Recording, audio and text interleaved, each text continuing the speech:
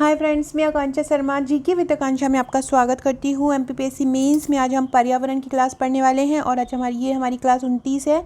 इसके पहले हम मेंस की 28 क्लासेस पढ़ चुके थे और ये हमारा 29वां भाग है। पेपर 3 के प्रश्न है, इसमें हम 5 नंबर, 11 नंबर और 3 नंबर के प्रश्न देखेंगे। तो चलिए स्टार्ट करते हैं।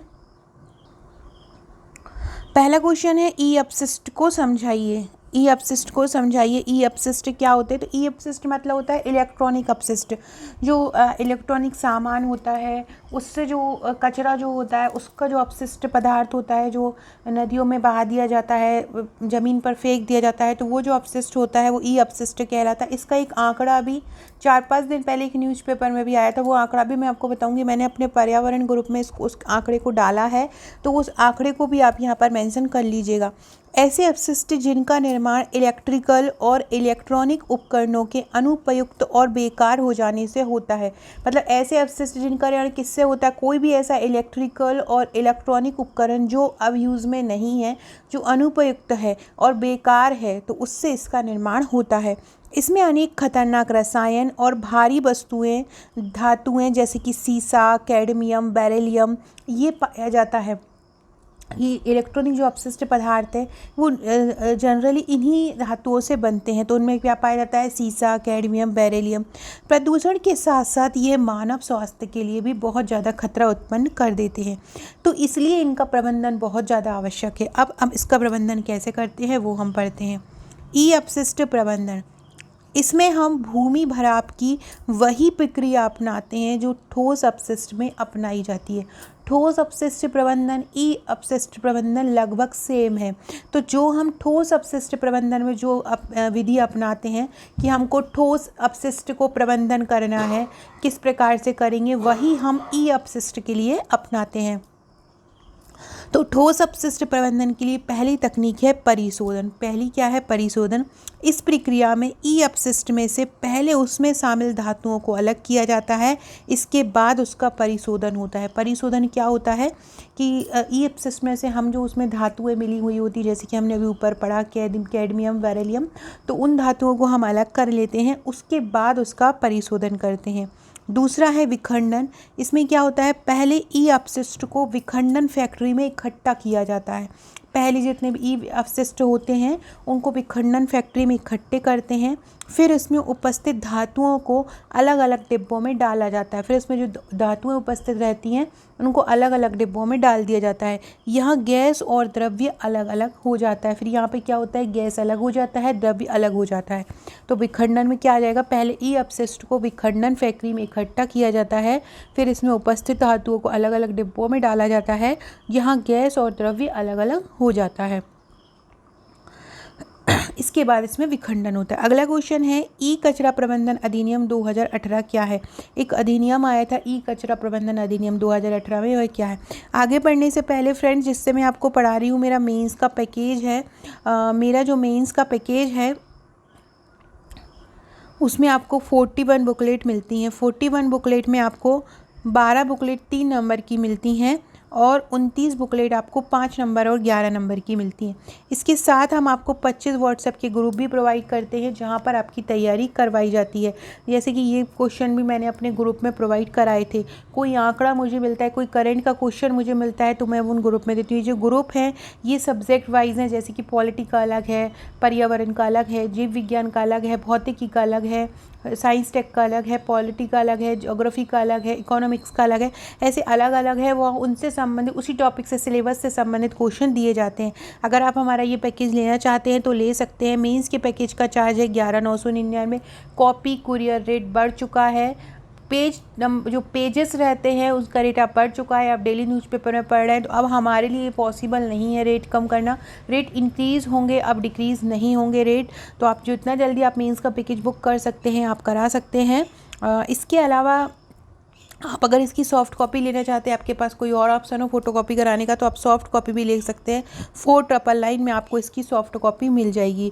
तो आप हमारे ये मेंस का पैकेज लेना चाहते हैं तो भी बुक कर सकते हैं। इसके साथ मेंस की टेस्ट सीरीज़ भी आपको फ्री है, ग्रुप भी आपको फ्री है। साथ में अगर आप हमारा प्रीलिम्स का पैकेज लेना चाहते हैं तो प्रीलिम्स का भी पैकेज ले सकते हैं। प्रीलिम्स के पैकेज में आपको टोटल 11 बुकलेट मिलती हैं जो कि यूनिट वाइज रहती हैं, प्लस एक करंट अफेयर और उसके साथ एक ग्रुप रहता है। पटवारी के नोट्स भी तैयार हो गए हैं, आपको पता ही है। वैकेंसी धड़ाधड़ आने वाली है।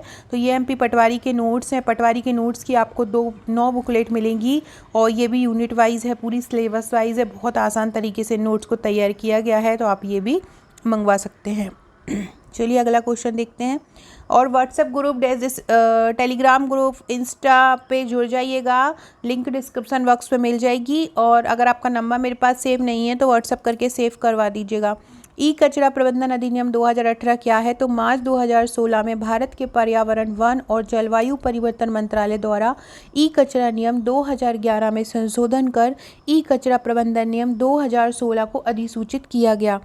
भारत में हर वर्ष 17 लाख टन ई कचरे का उत्पादन होता है। भारत में हर वर्ष कितना होता है? लगभग, ये उस समय के रिकॉर्ड हैं जब ये अधिनियम आया था 2018 का। तो भारत में हर वर्ष 17 लाख ई कचरे का उत्पादन होता है और हर वर्ष इसमें 5% की बढ़ोतरी होती है। इस नियम के द्वारा एक प्राधिकरण केंद्र प्रणाली के तहत ई कचरे को नष्ट करने और पुनर्चक्रण करने की प्रक्रिया को सरल बनाया गया। इस नियम में विभिन्न उत्पादक पृथक उत्पादक दायित्व संगठन रख सकते हैं। नियमों का उल्लंघन करने वालों पर दंड का प्रावधान भी किया गया है। मूल्यांकन धातुओं से लेकर टूटे कांच तक और समाचार पत्र से लेकर कपड़ों तक कई पदार्थों को पुनर्चक्रित कर सकते हैं। पुनर्चक्रण से प्रदूषण भी घटता है। अगला है चिकित्सीय अपशिष्ट प्रबंधन। अभी हम पढ़ रहे थे ई अपशिष्ट प्रबंधन। ई अपशिष्ट प्रबंधन मतलब होता है इलेक्ट्रॉनिक जो अपशिष्ट है। चिकित्सीय अपशिष्ट में तो चिकित्सा के बाद जो सामान होता है उसको जो यूज़ में नहीं है उसको फेंक देते हैं, वो चिकित्सीय अपशिष्ट प्रबंधन में आता है।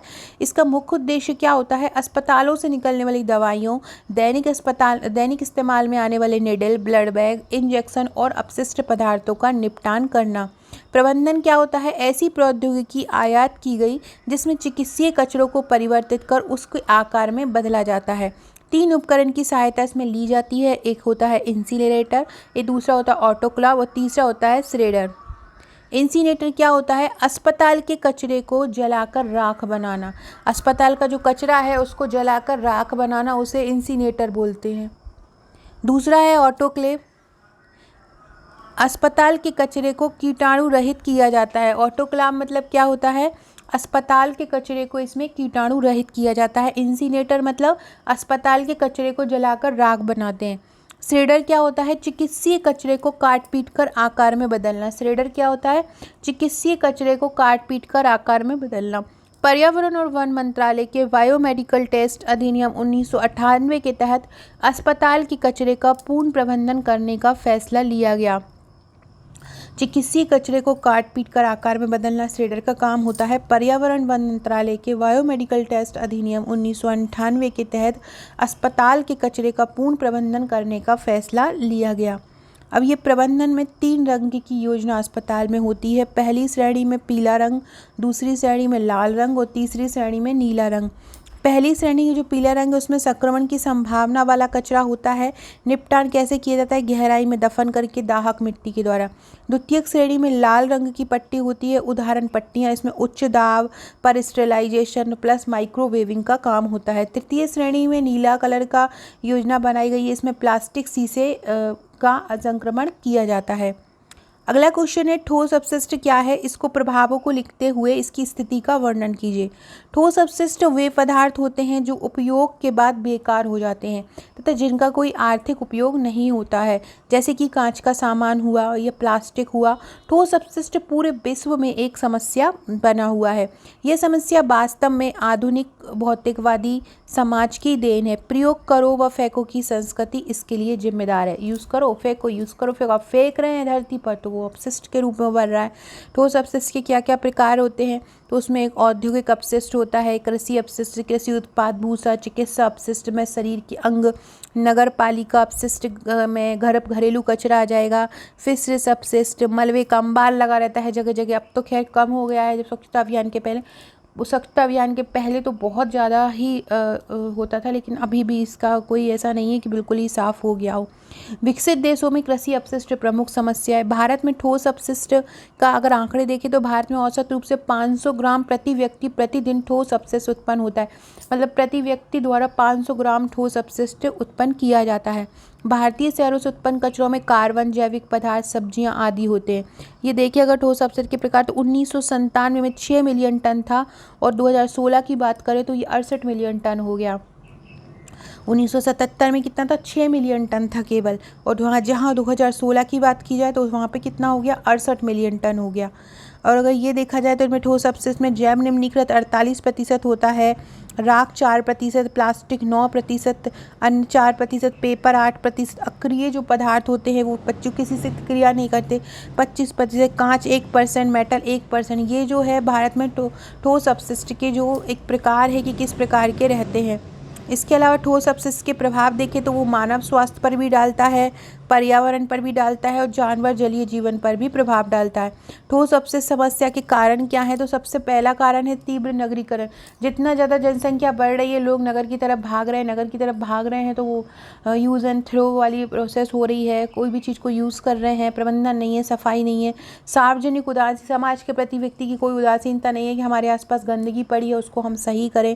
अपरिष्कृत तकनीक का उपयोग होना, तीव्र जनसंख्या में वृद्धि होना, अपर्याप्त सरकारी नीतियाँ और जीवन पद्धति में परिवर्तन, यही मेन कारण है ठोस अपशिष्ट समस्या के। अब हम इनको कैसे उपचार कर सकते हैं, सबसे पहला है वर्मी कल्चर, दूसरा है ताप अपघटन, तीसरा है समुद्री डंपिंग, चौथा है भस्मीकरण में 1000 डिग्री सेल्सियस पर जलाया जाता है। अगला है समुद्री डोपिंग, समुद्र में डुबो के, और है भूमि भराव, भूमि में भर दो कचरे को और उसको बंद कर दो। तो ये सभी ठोस अपशिष्ट के उपचार हैं। और तीसरा 3R तकनीक जो है उससे भी हम इसको उपचार कर सकते हैं, रिड्यूस, रीयूज़ और रिसाइकल। सो फ्रेंड्स, ये था हमारा आज का क्वेश्चन। अपशिष्ट प्रबंधन, हमने ठोस अपशिष्ट पढ़ा, चिकित्सीय अपशिष्ट पढ़ा और ई अपशिष्ट पढ़ा। ये बहुत ही इंपॉर्टेंट क्वेश्चन है। इस प्रकार के क्वेश्चन एमपीपीएससी पूछती है, चाहे 2019 हो, 20 हो, 21 हो, 22 हो, हर प्रकार की हर परीक्षा में ये सिलेबस में है, तो आपको ये पूछा जा सकता है। वीडियो अच्छी लगे तो चैनल को सब्सक्राइब जरूर कीजिएगा। व्यापम की क्लासेस में जल्दी ही स्टार्ट करने वाली हूँ और व्यापम के प्रीवियस ईयर्स में आए क्वेश्चन को पढ़ाने वाली हूँ। धड़ाधड़ वैकेंसी आने वाली है, तो आप भी तैयार रहिए, हम भी आपको पढ़ाने के लिए तैयार हैं। Okay friends, thank you.